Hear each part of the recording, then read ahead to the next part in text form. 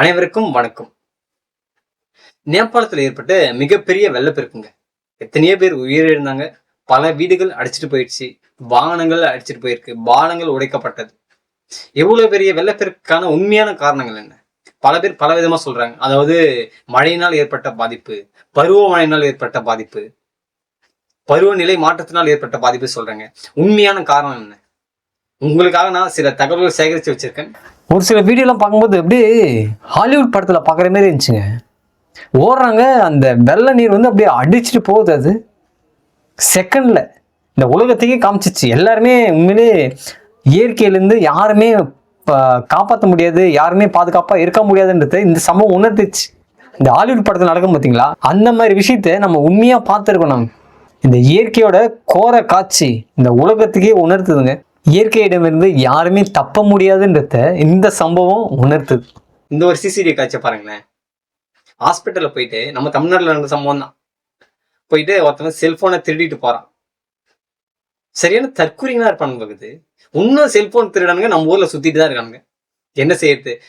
IMEI நம்பரை வச்சு cellphone on பண்ணா ஈஸியா கண்டுபிடிச்சிருவாங்க. இந்த அடிப்படை அறிவு கூட இப்ப இருக்க சமுதாயத்து இல்லைன்னும் போது நினைக்கவே வேதனையா இருக்குங்க. இன்னும் செல்போனை திருடிட்டு இருக்கானுங்க. அந்த செல்போனை வச்சு அவங்களால என்ன செய்ய முடியும்? அவனால யூஸ் பண்ண முடியுமா? சத்தியமா அவனால யூஸ் பண்ண முடியாது. அப்படி உண்மையிலே ஆன் பண்ணா அப்படின்னா ஈஸியா நம்பரை வச்சு ஈஸியா கண்டுபிடிச்சிருவாங்க. நம்ம ஊர் காவல்துறை தான் புலி மாதிரி வேலை செய்யறவங்க வச்சு கம்ப்ளைண்ட் அந்த செல்லை ஆன் பண்ண அடுத்த வினாடியில இவங்க போய் கண்டுபிடிச்சு கேப்சர் பண்ணிட்டு தான் மறு வேலை பார்ப்பாங்க. அந்த நம்பிக்கைகள் தான் ஒன்னும் திருட்டு பசங்களாம் ஒன்னும் சுத்திட்டு இருக்காங்க. அதாவது செல்போனு மாரி திருடினா கூட அதுல இருக்க ஐஎம்இஎம்ஐ நம்பரை வச்சு கண்டுபிடிச்சிருவாங்கன்ற ஒரு அடிப்படை அறிவு கண்டிப்பா அவனுக்கு தெரியும். ஆனா எந்த எண்ணத்துல அவன் திருடுறான் அப்படின்னா நம்ம ஊர் காவல்துறை மேல வச்சிருக்க நம்பிக்கையில திருடுறான். எங்க கண்டுபிடிக்க போறாங்க? என்ன, அதாவது திருடன் ஒரு முறை திருட்டு செய்ய மாட்டான். இதுக்கு முன்னாடி பழக்கப்பட்டவன் தான் திருடுறான். ஏன்னா அவனுக்கு பழகி போச்சு. அட போய, நாங்க பார்க்காத ஜெயிலா, நாங்க பார்க்காத நீதிமன்றமா, நாங்க பார்க்காத தண்டனையா?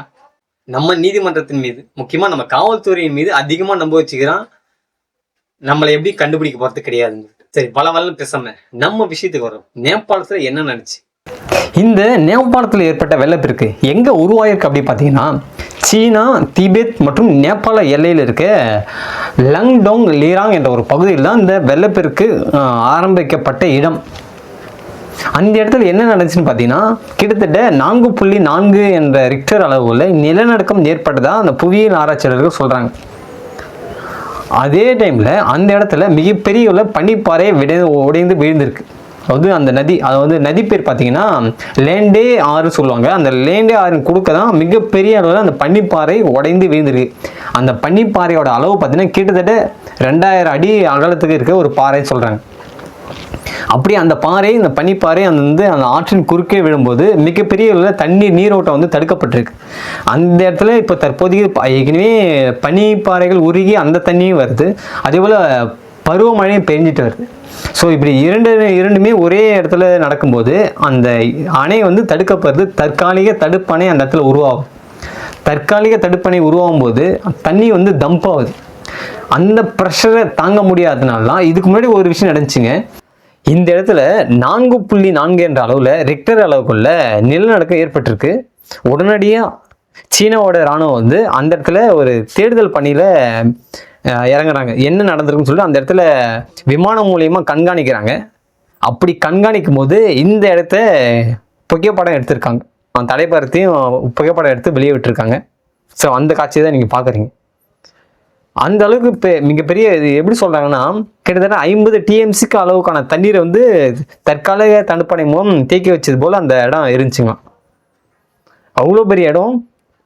சில நிமிடங்களில் அது டம்ப் ஆகுது. சில நிமிடங்களில் தண்ணீர் ஃபுல்லாக உடச்சிட்டு வரும்போது இன்னொரு விஷயம்னா, அந்த ஆறு வந்து அந்த லேண்டே ஆறு வந்து செங்குத்தான ஆறு சொல்லுவாங்க. இருக்கிறதுலே உலகிலேயே வேகமான நதிகளில் இந்த ஆறும் ஒன்று. அந்த ஆறு வேகமான செங்குத்தான பயணிக்கும் போது அதனுடைய வேகமும் அதிகரிக்கும். அப்படி அதிகரிக்கும் போது அதனுடைய வேகம் வந்து சேறு, மண், கல் மொத்தமாக அடிச்சுட்டு வரும்போது தான் இந்த பாதிப்பு நேபாளத்துக்குள்ளே ஏற்பட்டுச்சு சொல்கிறாங்க. இந்த நிலச்சரிவுக்கான காரணம் என்னவா இருக்குமானா பருவநிலை மாற்றம் சொல்கிறாங்க. சிலர் வந்து ஒருவேளை சைனா ஏன்னா பரிசோதனை பண்ணி போயிட்டு இந்த மாதிரி ஏன்னா ஆயிருக்கும்னு சொல்கிறாங்க. ஏன்னா இது முழுக்க சீனா, திபெத், நேபாள எல்லையிலாம் இது நடந்திருக்கு. இது வரைக்கும் பார்த்தீங்கன்னா 200க்கும் மேற்பட்டவர் வந்து உயிரிழந்திருக்காங்க, பல பேர் காணாமல் போயிருக்காங்க. ஏன் நம்ம தமிழ்நாட்டிலேருந்து கூட சுமார் ஒரு 37 பேர் வந்து அதனுடைய தகவல் தெரியலாம் அப்படி சொல்கிறாங்க. பொதுவாக நேபாளம் என்பது மலைகளுக்கு நடுவே அமைந்திருக்க ஒரு நாடுங்க. நம்ம வந்து சமவெளி பகுதியை பார்க்க முடியுது. ஏன்னா இமயமலை அடிவாரத்தில் இருக்கக்கூடிய ஒரு இமயமலை அடிவாரம்னு சொல்ல முடியாது, அது ஆக்சுவலி இமயமலையில் தான் இருக்குது. ஃபுல்லாக மலை முகடுகள் சிகரங்களுக்கு இடையே நடுவிலே தான் அந்த நாடு அமைந்திருக்கு. மிகப்பெரிய ஒரு பரப்பளவு கொண்ட மலை முகடுகளுக்கு நடுவே அமைந்துள்ள ஒரு பகுதி. மீண்டும் அடுத்த காணொலியில் சந்திக்கலாம். நன்றி.